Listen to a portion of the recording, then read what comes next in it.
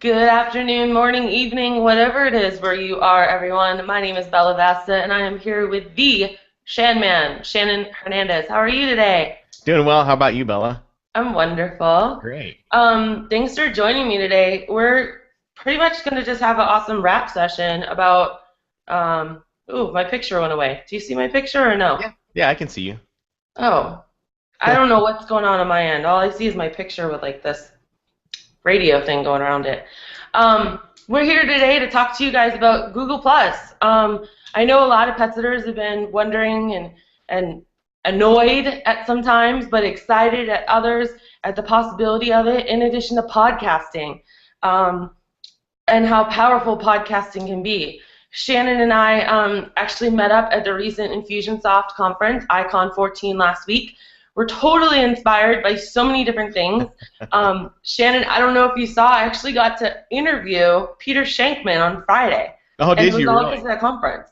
No kidding. I didn't see that. I didn't see that at Yeah, we got all. a 10-minute interview with him because remember in front of 2,800 people, he said, hey, anyone who wants to grab 10 minutes of my time, go to this website. And I was like, heck yeah. And we ran out of time at the conference. So You I were said, all over the place at Icon. You made sure that you got a picture taken with Jay Bear.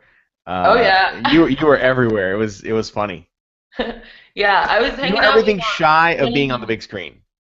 what? You were everything shy of being on the big screen. Well, I am Bella. It was awesome. I loved it. Yeah, it was pretty funny. I was ducking out from Shannon was there with his sister, Wendy, and our friend Megan was with us too.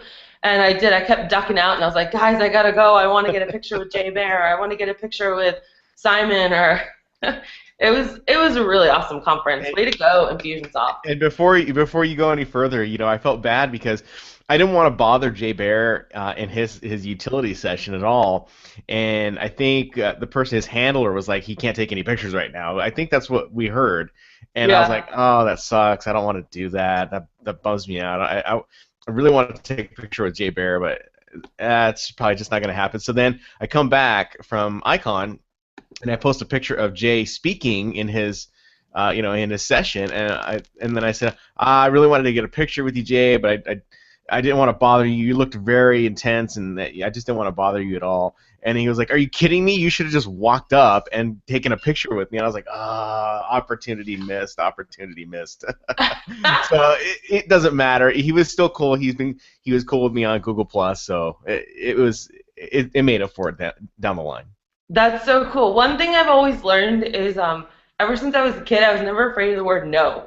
So I mean that's why I was tweeting him in one of our sessions and I was like, "Hey, I really want a picture with you, but I can't make your signing later today. I'm gonna be gone." And he's like, "Come down to room 123 and it's the speaker's room." And I left a session to go get a personal picture with him, and he came back to the session. So Right. that's why mine doesn't have the cool icon background behind it. 'Cause, It doesn't matter. You still got a picture with him. yeah, I mean, what's the worst that could happen? He says no. Well, you didn't have it anyways. Right. Right.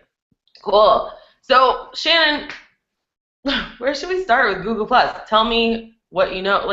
Well, tell me what I everything I mean, know. so pet sitters on our board right now are just they're excited, they're frustrated, they're a whole bunch of things with it right now. Right.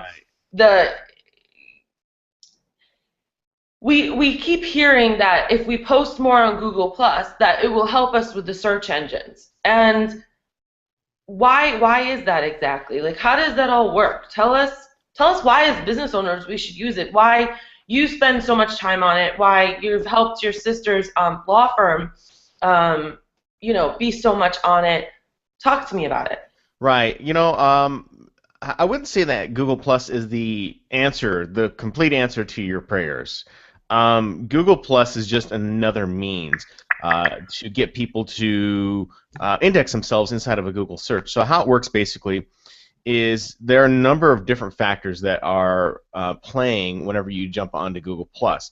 The factor of being included on search, the factor of building a large network, excuse me, so that as you build those relationships in that large network, that those posts that you do post inside of Google Plus do start to show up in rank. in those people's searches, the other people's searches more often. So that is the value behind Google Plus. Someone asked me yesterday. They said, "Hey, I'm interested in Google Plus, but I'm only interested in the fact that Google Plus. I want to know how it can help find a job."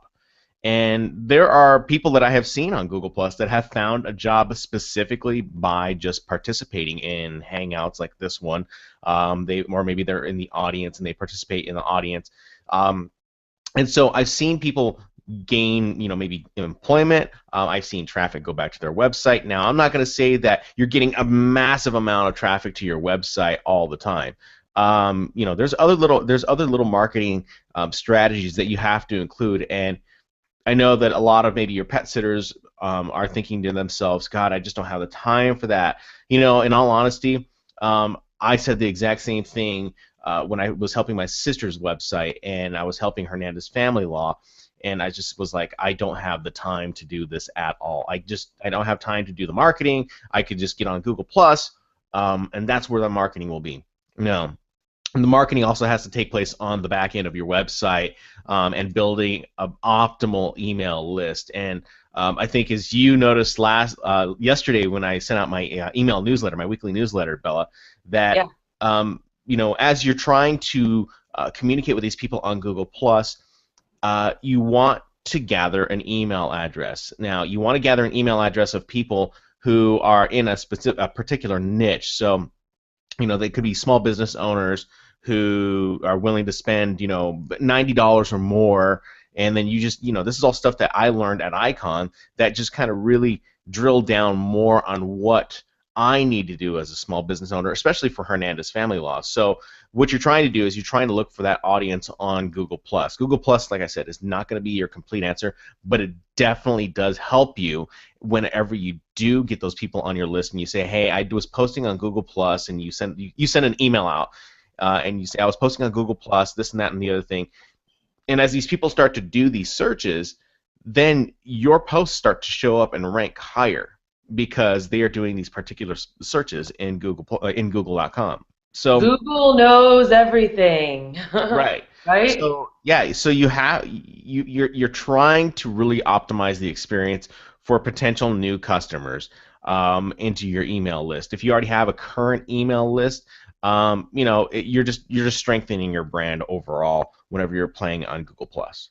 Let's talk about that for a minute. It's kind of off the original topic, but pet sitters, generally speaking, if they send out email newsletters, it is a newsletter. It's like a once-a-month newsletter with this huge template with like all these bells and whistles all over it. Nothing you can really like read at the stoplight. That's how I always tell people. I know it's very taboo and we shouldn't be doing that, but the fact of the matter is that most of us do. So talk to me about what kind of emails do you think like a pet sitter could send out? I have come up with a couple ideas, and I occasionally do it. I'm kind of a believer in talking when I have something to say and not because it's like Friday. Right. So maybe like if I have one week that I have like 3 blog posts come out and they were really awesome, or I thought they were awesome, then I'll send like a Friday rewind, and I'll be like, hey everyone, just want to make sure you like got this. Here's like the title, like 2 sentences about it. Click here for more. That kind of like a digest, if you will. Right. What way do you think pet sitters could be effective with harnessing that email thing? There's a couple ways that you can use your email list and how you author to your email list. As you know, and as you see in my email newsletter list, it's like a blog. It's just like a blog, but it's like a blog that is not posted anywhere other. It's just sent through email. That's the value that you get when you get on my email list, and that's the same value or the same similar type of value that you should be providing people who are on your pet sitter list or whatever. You should be providing tips and tricks and the best, most valuable content that they're not going to get anywhere else. You can write a blog and maybe you just spew some thoughts onto your website, and I'm not saying that to be like, it's just so blasé. No, you do it. You just write a blog, but you provide super quality content whenever it comes to your email newsletter list, especially top 10 ways, or here's how you can keep your pet cool in the summer months. and say, I found this trick by Bella, and she told me about this and that and the other thing. And you just want to provide some value. You can do a digest if you want, but of course that's going to take a lot more time when it comes down to having to sit down and read the email. And there's a series of a number of blog posts that maybe that you want them to read as the person who's sending out the email. That might be a little more time intensive, but say you're standing, especially like at the DMV or something like that, you're sitting at the DMV, and you get an email that's just like a blog post, and it's readable right there, and it's just like, hey, Shannon sent me a new email. That's another way to do it. But make your content to where it's only people on your email list are getting it. No one else is getting it. It's a great point, because a lot of your emails, and I was saying this to you when we were all having lunch at Infusionsoft, your emails are very conversational. They're very personable. Like, you kind of want to read it and open it because it's like you're talking to me. You're not talking to however many people are on your list. And what you're saying right now about value is so true, because it's kind of like taking a digest to the next notch. There have been times when I wanted to take your email and share it to my networks, but I can't because it was an email and it was directly for me. Right. Because it was that valuable. I was like, oh, this is great. Pet sitters would love to hear this, something like that. Mm-hmm. So I suppose something like that for maybe even like helping our clients become like those what were they called? Zombie customers that Peter Shankman was telling us all about. Yeah. That just become like these great brand ambassadors. Segueing a little bit, wouldn't that kind of go into this whole podcasting? The way I see podcasting working for businesses in general is to help bring extra information to those people that want to get information from you. I just had a lady call me and say, I have a dog that keeps barking outside. I keep her quarantined to the kitchen. She goes out in the backyard. She's bark, bark, bark, and it happens to be barking at one of our clients. Oh. And our client told her to call us. So most of it was troubleshooting and talking about problems on the phone, but something very easily like that could be turned into your own podcast, I suppose, and something that a lot of other pet owners would want to know about. And if you just did it even once a month, it would be kind of cool. Am I thinking about this right? Yeah, I mean, a podcast can be done once a month, but I would say that the frequency of a podcast needs to be stepped up at least to once a week, just like your email newsletter list, just like a blog. Like I said, there's so much that goes into your marketing. Now, it doesn't have to be, you don't have to do it all at once. When I incorporated it with Hernandez Family Law, my sister was so gung-ho about doing a podcast that I told her we need to hold off, we need to build one step at a time, but she was like, no, I need to build a podcast. Now, personally, I wouldn't have done that because I don't think she knew at that point what she would be getting herself into, but we don't regret doing it that way because we continue to build this podcast, and we now have people who listen to the podcast, and they come into our office, and they say to us, when I was listening to this podcast where you had, Jason Fierstein on, he talked about blah, blah, blah, blah, that really hit home with me because that's the same type of problem that I'm going through, and and so then that leads into like maybe them reading your blogs and subscribing to the other things that where you are available, Pinterest, maybe Google Plus. So a podcast can be a great way to where you interview the experts, you interview other people, or maybe you interview customers, but you interview other experts and you get their take. It's just like a hangout, a Google Hangout. You're interviewing me here, and I'm telling you, or I'm recommending, or I'm giving you some tips and tricks and hints on how to do podcasting. You do the same thing in your particular niche. So it's not something that is just kind of like it goes away. I've seen people who are online right now, like John Lee Dumas. He's a perfect example of a guy who is doing it right. He makes thousands of dollars a month. I don't do that yet. I will do that, but I don't do it on podcasting. I will do it in another means. But he has done it specifically off of podcasting, but he has taken it to the next level and to the next extreme where he does a podcast every day. Wow. And so people say to themselves, well, I can't do a podcast every day. Well, you don't have to do a podcast every day, but that was his intention and that was his goal, to do a podcast every day. Now, like I said, he's making money like you wouldn't believe. Right, and that's kind of why I was saying for pet sitters, especially to start out once a month. I know ideally it wouldn't be good, but that's something that could get your feet wet. I mean, it's a new concept, and I like to just try to present everybody with all these ideas because one person might not like being on camera but might like writing. Another person might hate writing and like being on camera or just talking into some sort of a microphone or a phone or something, however you Right. do your podcast, you know? So there's so many different ways to get your brand out there.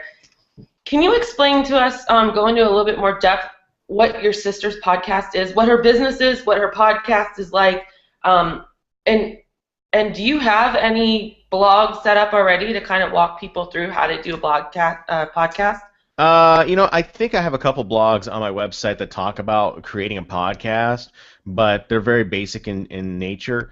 Okay. Podcasting can be done. Podcasting is just not a blog post. I mean, that's so in depth to where it has to be done. You practically have to pay for a program to do that, but paying for a program would be well worth it because you get to learn every in and out of how to podcast, from creating your artwork to how to get the reviews on iTunes, how to get a quality podcast up and get listeners in on your podcast once you first submit. Because once you first submit, I wouldn't recommend going out and saying, "Oh, I'm a pet sitter and I'm going to start a podcast tomorrow and it's going to be successful and go." And that's not the case. There's Rome a wasn't built in a series. day. Yeah, there are a series of steps that you have to take in order to create the quality podcast, because if you can't capitalize on that first couple of weeks in iTunes, because what will happen is that you will be placed in the new and noteworthy section of iTunes. If you cannot capitalize on that, then you are messing up. Then you won't have listeners that are coming through. You'll have to constantly be working towards it. Mm-hmm. So, I don't. to answer your second question Uh-huh. about my sister's website or my sister's podcast, hers is a family law website. She's a divorce attorney, so this can work in any niche that you really want. It goes along the same lines of like what we learned at InfusionCon. We had been doing it. I called it misdirected marketing. Jay Bear calls it sideways marketing sideways. And the idea between sideways marketing or misdirected marketing is that she's a divorce attorney, so typically you would think that people would be helping people who are going through a divorce, whereas my sister, she helps people stay in their marriage. Mm-hmm. So she gets into the podcast and she talks about what are the problems with your marriage. Maybe it's you and your spouse aren't having you're not intimate enough, you're not having enough sex. Maybe it's maybe you aren't taking time to go out and go to a romantic dinner. Maybe you're not spending enough time away from each other. I mean, these are just some of the things that she talks about whenever it comes to her podcast. She tries to help people not only in their divorce but in their marriage too. And by no means is she a counselor, but she doesn't even talk about it. She's the one that brings on the experts, and the experts talk about it. So that's what makes her an authority in the field of family law, is because she brings another expert in and she asks the questions that matter. I think that's a huge, huge concept that goes across Google Plus, podcasting, and blogging, is bringing in experts. Because a lot of people don't necessarily know what to write about, or they don't think they are an expert themselves. But by constantly just learning how to be a student and then broadcasting it in whatever way that you want, I think we all can do that in our business. Go interview a vet. Go. You have a dog walking policy that you don't walk over 90 degrees. Go get a vet to endorse it. Get them on video. Get them to write a blog. Get them to do something. And by bringing people in like that, whatever means that you're pushing it out does add more credibility to you and shows that. I really love what your sister did, how she didn't go the obvious direction of how to go through a divorce, but more so the uppity up, because where's the last divorce lawyer that you saw that wasn't like, yeah, get a divorce? Right. I mean, I think as a pet sitter and any type of small business owner or maybe marketer or whoever, I talk about Google Plus all day long, but you know what? There's only so much I can talk about Google Plus. There really is. I mean, it's so niche that I could talk about Google Plus all day long, but there are other aspects in marketing that that Google Plus can attach itself to.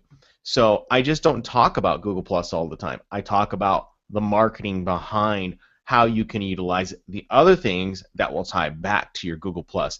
I get unsubscribes from my newsletter list, and that's fine. And it's because they want to know all about Google Plus. Well, you know what? You can search pretty much inside of Google anything Right. that you want to do about Google Plus. Yeah. But the value that comes behind when you get on my subscribe list are the ideas. It's the ideas of how you utilize Google Plus, or here are the ideas of where you bring in some type of marketing, or how you're providing some type of free service or free webinar or ebook, or and the strategies that go along and beside that, behind that. I think yesterday's newsletter was a perfect example of that, when I mentioned how I wondered how a car wash could get the subscribe concept, how they apply that, and how they're doing better business than most people, because they are actually creating some form of a subscription basis when people come into their car wash and they say, oh, by the way, do you want to spend $50 a month and you can come in and get your car washed anytime, all the time, doesn't matter how many times. Well, maybe I'm a person who's, my car gets dusty like 2 or 3 times a week. Multiply that times 15. I mean, that's more than the actual car wash, or that's more than the actual fee that I've paid for the month. So it's worth it to me to pay the $50 or the $30 a month to come in, get my car washed once or twice a week, and then leave. If it's of value to me, of course. Yeah. So, those are the things that I think that you get inside of a newsletter or on a blog or a paid program, especially for pet sitters. You don't have to talk about pet sitting all day long. You could talk about other things that come outside in towards pet sitting. Just figure out your niche. You got to figure out who you want to bring in. I like how you're saying it's not just the why, it's the how. And the how is where you're doing your value on your email. Hmm. And I also love how you're doing what I keep telling a lot of people, pet sitters, to do, which is open up your eyes to what's around you. Hmm. My classic example is always you go and you scoop cat litter and this puff of smoke comes out and you're like, oh, and there's a blog about, what's the best kind of cat litter. You Right. are getting your car washed and you're like, dude, like, how much money is that a year, and like how can I Yeah. apply that to my business? It's just being aware of what's around in our everyday life. None of these are secrets or stuff that you have to pay for to really get. I mean, Right. well, to an extent. I mean, like you were saying, there's so much on Google Plus. You have a question, Google it.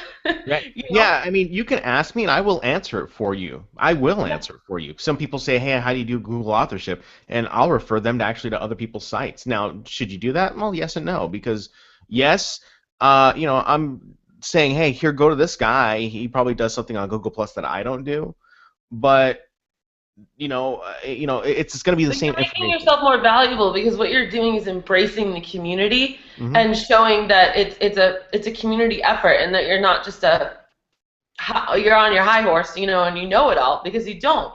So tell people what authorship is, just really quick, for those who might be listening for the first time and not know. Right. So Google authorship, basically what that is, that it is a means for your photo to show up in search. So you've probably done a search inside of Google, in Google, where you've done any type of search and you've seen the search results page come up with maybe a search result and a photo right next to that search result with a byline that says by, Shannon Hernandez, and then it says so many people are in his circles.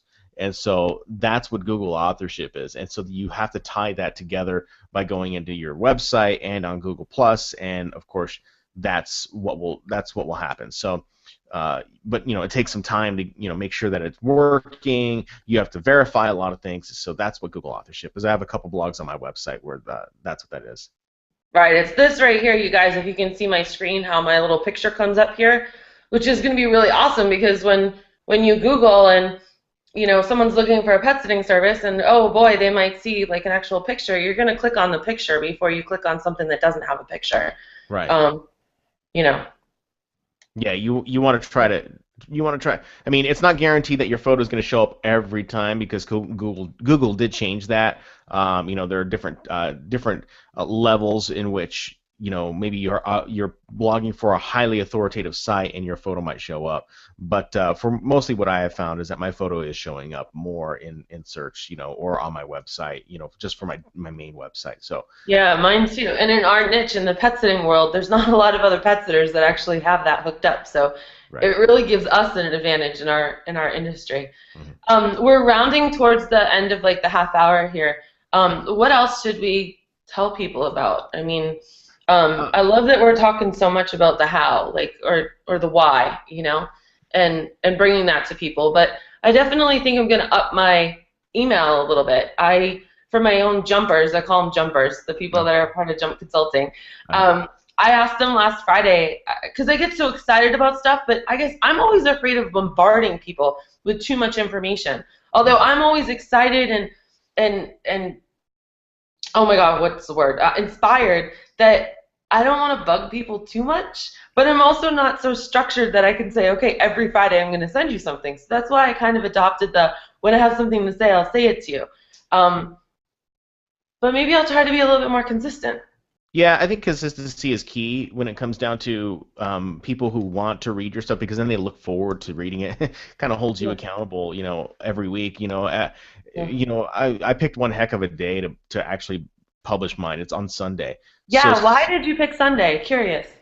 because you aren't getting bombarded by so many emails throughout the week that the only email you're getting is from me on Sunday. Yeah, yeah. And so it kind of separates it out. Chris Brogan does the exact same thing. His come out on Sundays. And I typically don't get my idea until Saturday. And, because the way I do it is that I kind of reflect on the week of what happened. Mhm. And then I go, okay, this is what happened. So put that in a compact form where I say, oh, okay, today it's going to be talking about the subscription model and how you can utilize the subscription model and why you feel that Google Plus isn't being, you're not getting as much success from Google Plus as you should.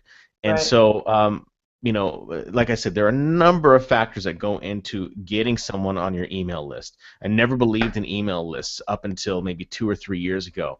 And then someone just told me, they said, you've got to do it. You've got to do it. I mean, that's where the money is. That's where it's going to be. So when you go into your business, I think, and if I were to not necessarily recommend, but if I were to suggest, I would suggest starting to work on your email list. Get an email list from people, and figure out how you can pull or how you can create some type of digital product in some digital form for your business to increase or create another line of income for your business. So you may pet sit, but how can you help those that maybe a person that lives in New Hampshire, you know, and how can you create some type of product for them? Maybe it's an ebook, maybe it's a paid ebook, or maybe it's a digital course of some sort, or maybe it's a mastermind and you're getting other people who are trying to become pet sitters themselves. Just it goes along the same lines of voiceover artists. People say, oh, voiceover artists make so much money just by doing voice work. Well, that's not necessarily true because voiceover artists get It's the paid. tip of the iceberg. There's a lot underneath the Yeah, surface. voiceover artists make money by doing a number of things, by creating other lines of income. Voiceover artists get paid at least $300 if they're lucky to voice a specific thing. If they're doing something for a large corporation, maybe it's a couple $1,000s, maybe it's many thousands of dollars. But it's a highly competitive field, and you're lucky if you're able to get in. But then when you look at it and you start seeing the other layers that go beyond. They teach courses, they make themselves available to do volunteer work so they can find new leads. I mean, Mhm. there's a number. The model is the same for every business. It just Mhm. depends on whether or not you want to go about and get it. Yeah, and it was interesting because we were both in the class. I think I got stuck in the front row. I think you and Wendy were somewhere in the middle or something. But we took was it Casey was his name? He was the Casey Infusion Graham, yeah. Soft winner from last year, and his class was 7 steps on how to make a six-figure membership site, and that was just blew my mind. But my point, there's so much in there, but my point with that was I'm on his email list now, and I'm sure you are too.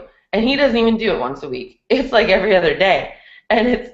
it's more stories about him and his red truck, or they're personal. They are value. They are the how or the why or the I had this problem today and this is what's happening. Email newsletters aren't those whole templates with like those nice little squares and here's my letter and icon here and all these awards and this is where I belong They to look like here. emails.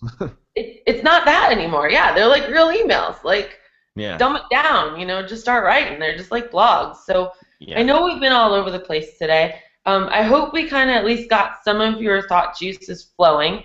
And inspired you in some way to take a step further with something. I know Maureen commented, she said, I've really got to get on my emails and I've got to start doing more of those. Your sister chimed in too and said thanks for the mention, I think. Oh, I didn't know. I didn't realize Wendy was in here. Yeah, Wendy's here. Hello, Wendy. Um, I'm so glad I got to meet her at the conference too because I've heard so much about her.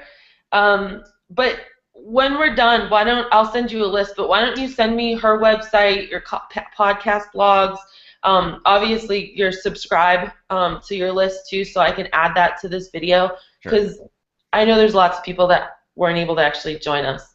But in that, do you have any closing remarks or thoughts? No, I just would say keep plugging away, and I just got to give kudos to my sister. She has come a long way in this whole space. She knows a lot more than I think people even realize when it comes to blogging, the SEO, the marketing. She knows a lot more than that. She's just not a lawyer. She is a business owner, and That's awesome. Not she just the has. profession, but all encompassing, which makes an entrepreneur. Yeah, so I got to give her major, major kudos. I told her this the other day that she has come such a long, long way from over a year ago when she decided to tear her own website down and restart from scratch. That's awesome. That takes a lot of guts and courage, so definitely total Yeah. kudos to her Hmm. for doing that. Well, thank you so much for your time, Shannon. It's been a pleasure. If anyone wants to get a hold of you, go to shannonjhernandez.com or let's see, why don't you talk for a minute so people can see your subscribe URL? Yeah, it's just go to shannonjhernandez.com and /subscribe if you want to go ahead and get on my email newsletter list. And like I said, like you heard today, you get emails every week. I go hell or high water. I have to get it out on Sunday. There's a rare occasion that it does come out on Mondays, but uh, that is a must. That is The a beautiful commitment. thing is all this stuff can be scheduled too. So if you're going to Mexico like I am this weekend, you can come Thursday and schedule it to come out on Sunday while you're laying on the beach. Right, I know, right? Oh yeah. Oh, trust me, I've got a lot of autoresponders. For sure. Cool. Well, you have a great day. All right, you And too, Bella. talk to you later. Thanks so much for your time. Okay, thank you. All right. Bye-bye.